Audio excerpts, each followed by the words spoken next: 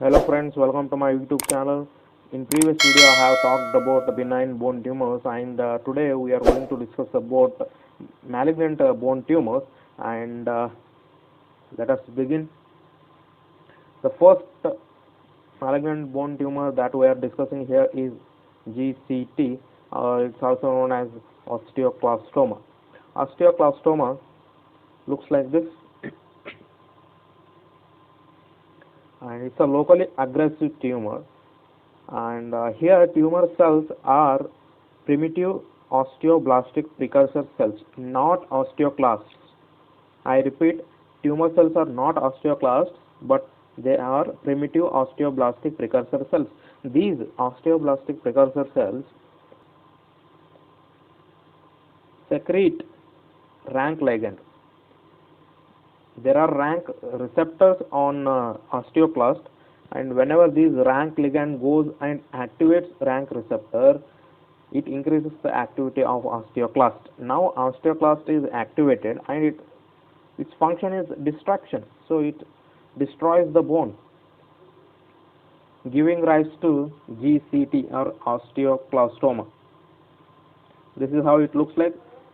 The X-ray feature of GCT is soap bubble appearance. Clinical features: the patient presents in the 20 to 40 years of age and commonly involves the knee joint, and the patient may come with arthritis, pathological fracture. On examination you will find eggshell cracking sound. On gross pathology, it looks like red brown mass. See here, this is a gross pathological specimen of GCT, osteoclastoma.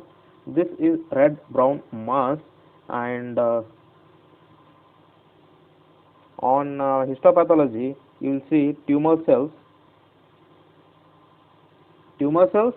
They are mononuclear tumor cells, and giant cells also. You will see these are your joint cells and these are your tumor cells, and you may see hemorrhage and necrosis, and metastasis is common in GCT. The GCT can metastasize to lungs, and treatment here is curatives by PMMA or phenol. We can try denosumab, which inhibits osteoclast, which is the main pathology here. So but the procedure of choice is bone grafting. There are some conditions which present similar to the giant cell tumor. They are called as giant cell variants. Examples for giant cell variants are non-ossifying fibroma, brown tumor, osteoblastoma or osteosarcoma, fibrous dysplasia. These four conditions presents as GCT. These four conditions present as DCC. These four conditions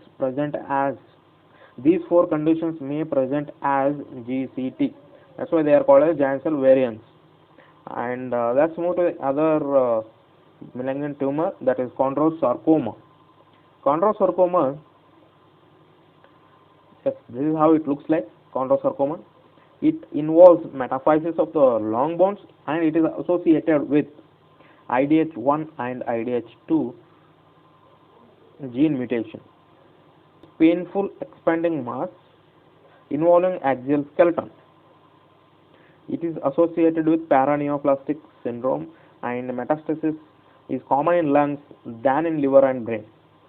But X-ray feature of the chondrosarcoma is, see here, you can see here, there is some amount of calcification, and this is not regular or homogeneous calcification. It's spotty calcification here and there. That is the feature of chondrosarcoma. Spotty calcification on X-ray, and it has best prognosis.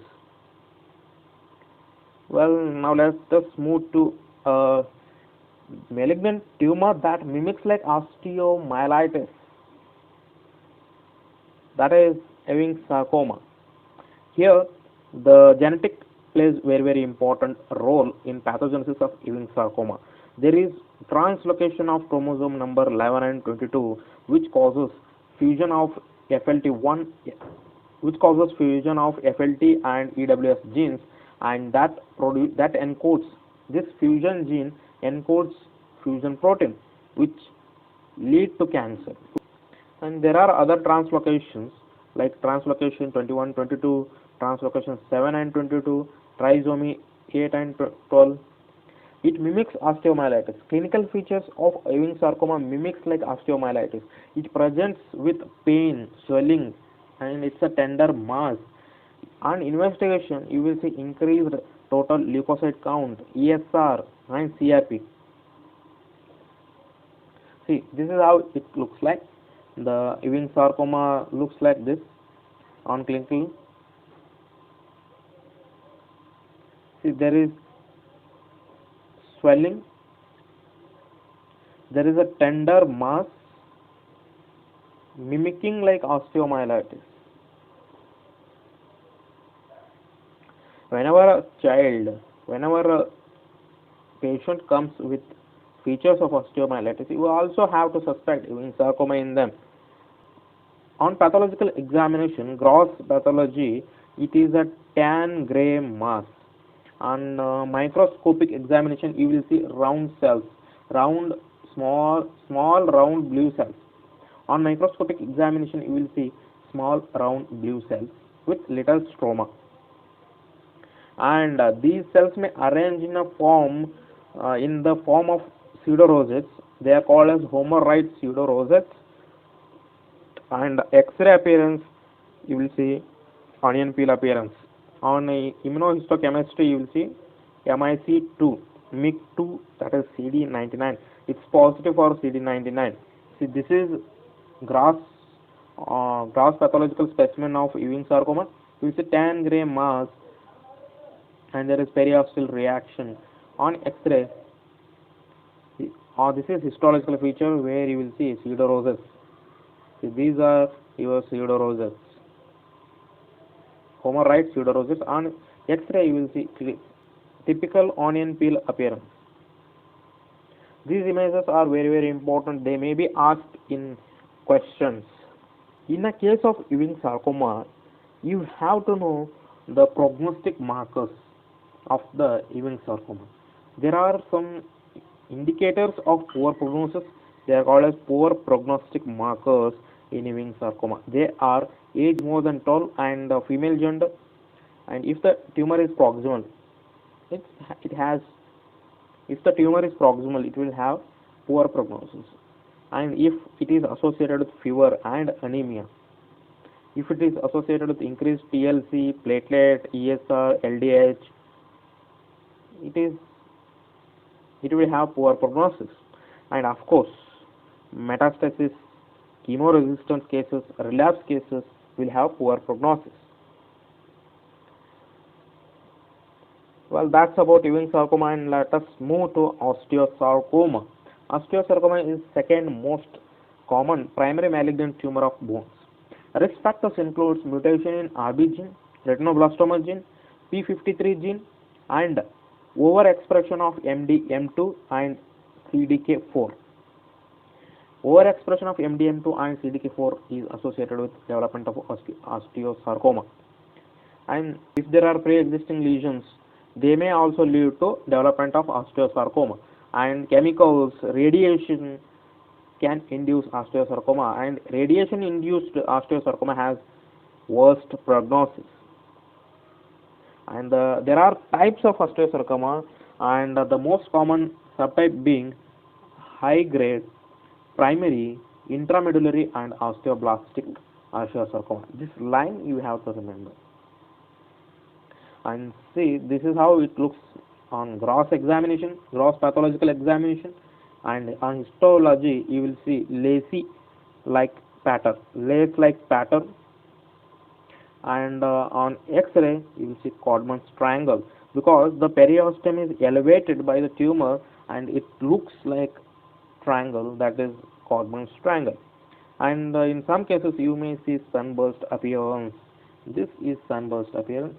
And everything about osteosarcoma is very, very important. Everything about osteosarcoma is has been asked in exams.